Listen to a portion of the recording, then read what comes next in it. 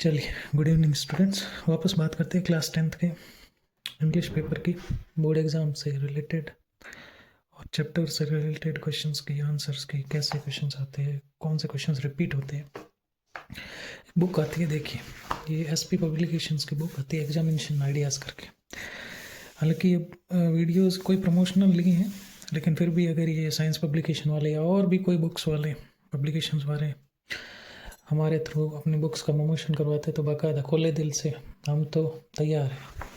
देखिए, आज बात करते हैं चैप्टर 3 की। फर्स्ट और सेकंड चैप्टर का पहले मैंने अपलोड कर रखा है और बाकायदा वो सेम बुक है आपकी, ये इसी बुक में से सब सारे सब्जेक्ट्स की आती है बुक। देखिए, अच्छी बुक्स है, उसी के बारे में आज चैप्टर 3 के बारे में बात करते हैं। चैप्टर 3 नाम है 2 स्टोरीज अबाउट फ्लाइंग।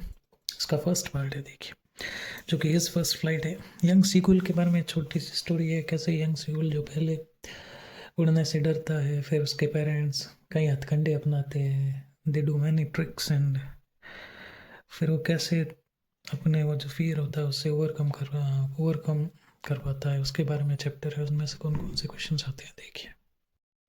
तो इसमें सबसे पहले आपको एक ये क्वेश्चन देखिए, why was the young seagull alone on his Lay's.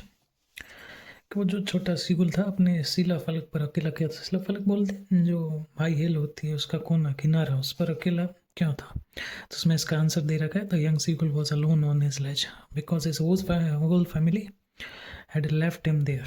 He was unable to muster up courage to take his first flight. His parents were angry with him. उसके parents, उसके सिबलिंग्स जो थे ना, वो उससे नाराज़ हो गए थे। क्यों? क्योंकि वो डर रहा था हर बार, छोटी छोटी चीज़ नहीं उड़ रहा था, सारा खाना वगैरह जो भी छोटी छोटी चीज़ें खाने के लिए वो सारे उसके पेरेंट्स और सिबलिंग करके दे रहे थे। तो उन्होंने उनको छोड़ दिया कि उसको छोड़ना है। तो छोटा सा क्वेश्चन है, बोर्ड के पॉइंट ऑफ व्यू से आप इसको देखना, चांसेस होते हैं कि आने के। उसके बाद एक ये सेकंड क्वेश्चन देखिए, एक क्वेश्चन है, why was the young seagull afraid to fly. और ये मोस्ट इंपॉर्टेंट आपका, तो हम अभी याद कर। तो इसके बाद छोटा सा आंसर है, इसको देखिए।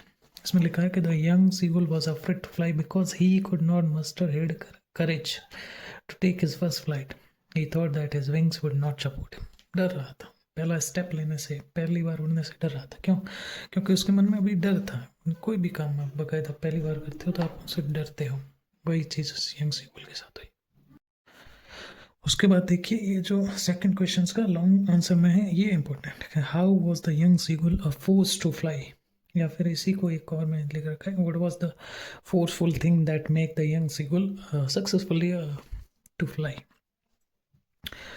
कि ऐसी कौन सी चीज़ थी जो इस यंग सीगुल को उड़ने के लिए उसको फोर्स किया, उसको बाध्य किया। तो उसके बारे में लिखा था कि उसकी फैमिली ने, ये पूरा आंसर आप स्क्रीनशॉट ले सकते हो या इस वीडियो को रोक के देख सकते हो। उसमें इन समरी, इन शॉर्ट मैं बता देता हूँ कि जो उसकी फैमिली थी उसको जो है ना छोड़ दिया था, उसको उसको अपने दम पे चीज़ें करने के लिए छोड़ दिया था। तो अब सिंपल सी बात है, 2-4 दिन तक भूखे मरने लगा। अब सिंपल सी बात है, भूख मरने लगा तो उसने अपने ट्राई की, और उसकी मम्मी ने, उसकी जो मदर थी, उसने भी एक ट्रिक की कि जो फिश थी उसको फेंका। जैसे ही फेंका तो जो यंग सीगुल था वो उसके झपटने के लिए, उस मछली को झपटने के लिए उसके पीछे पीछे जैसे ही कूदा तो देखा कि वो जस्ट बैंक के उस हिल के किनारे पर ही था।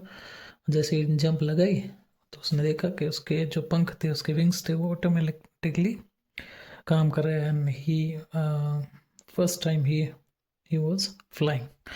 छोटा सा आंसर है, और 3 जो आपको क्वेश्चन आंसर बताए, 90% चांसेस है कि बोर्ड में ये आएंगे। बाकी चीज़ें करने की आपको इतनी माथापच्ची करने की ज़रूरत नहीं है। देखिए, उसके बाद बात करते हैं चैप्टर 3 के ही सेकंड पार्ट की। 2 पार्ट है। The black aeroplane second part जो है, एक एरोप्लेन के पायलट के बारे में स्टोरी है। आपको जनरली उस एरोप्लेन का नाम याद रखना होता है कि उस एरोप्लेन का नाम डैकोटा था। जो ऑथर है वो हिमसेल्फ ही was flying to Paris to England. 2-3 question है, उसमें से मैं बता देता हूँ। जो फर्स्ट वाला है, ये क्वेश्चन ये इंपॉर्टेंट है, इस पर आप टिक लगा सकते हो, आप इसको याद भी कर सकते हो कि I will take risk, what is the risk, why does the narrator take it. Narrator कहता है कि मैं जोखिम उठाऊंगा। जोखिम क्या था उसके बारे में आपको छोटा सा बताना। इसका देख लो, इसमें लिखा हुआ है कि when the narrator was flying his old Dakota. Remember this name. He saw huge storm clouds in front of him. He wanted to fly the aeroplane through the clouds.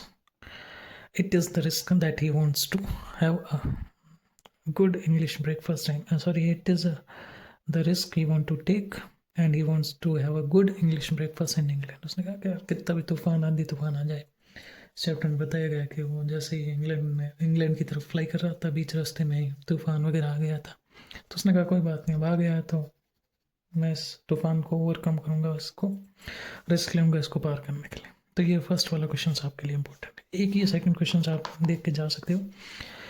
Describe the narrator's experience as he flew the aeroplane into the storm. जब उसने बाकायदा risk लिया तो कौन कौन सी दिक्कतें आई उसके बारे में बताया गया है। ये क्वेश्चंस भी आप इस बार देख के जा सकते हैं। उसमें लिखा है कि the narrator had to face some difficulties, थोड़ी बहुत दिक्कतों का सामना करना पड़ा, परेशानियों का। कौन सी? As he flew the aeroplane into the storm, the aeroplane jumped and twisted in the air. Simple सी बात है, तूफान में जो एरोप्लेन है उसने अपना बैलेंस खो दिया। ट्विस्टेड का मतलब गति में पूरी तरह से अनबैलेंस्ड हो गया। और the compass, the radio and the other instrument turned dead and he was lost in the storm. सारे जितने भी इंस्ट्रूमेंट थे वो बंद हो गए और बाकायदा उसको दिक्कतें परेशानियों का सामना करना पड़ा। उसके बाद आप एक और क्वेश्चन है, इसको देख के जा सकते हो, जो कि ये है कि who do you think help the narrator to reach safely. अब इस स्टोरी में बताया गया है कि कैसे नरेटर को एक अननोन पर्सन द्वारा, whether it was a unknown person और somebody, some godly things, we don't know exactly, but इस क्वेश्चन में पूछा गया कि who do you think help the narrator to reach. आपके अनुसार किसने कथावाचक को सुरक्षित पहुंचने में मदद की, उस स्टोम से निकलने की किसने मदद की। तो इसमें लिखा कि the narrator confidence helped him stay calm during this time. इसमें बताया गया कि उसका आत्मविश्वास, उसने कहा मैं रिस्क लूंगा, जो भी होगा देखा जाएगा, वही था जिसने उसकी मदद की। Believing in the guidance of the mysterious black aeroplane. ध्यान रखना, उसको बताया गया चैप्टर में कि there was some mysterious black aeroplane who helped him to overcome or pass that storm. He trusted the path shown and safely landed despite this danger.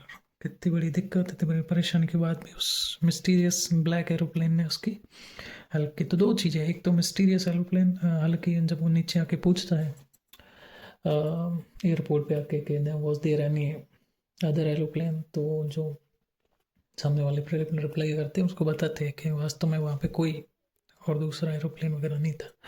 आपकी help जो की थी ना, वो उसके कॉन्फिडेंस ने हेल्प की थी।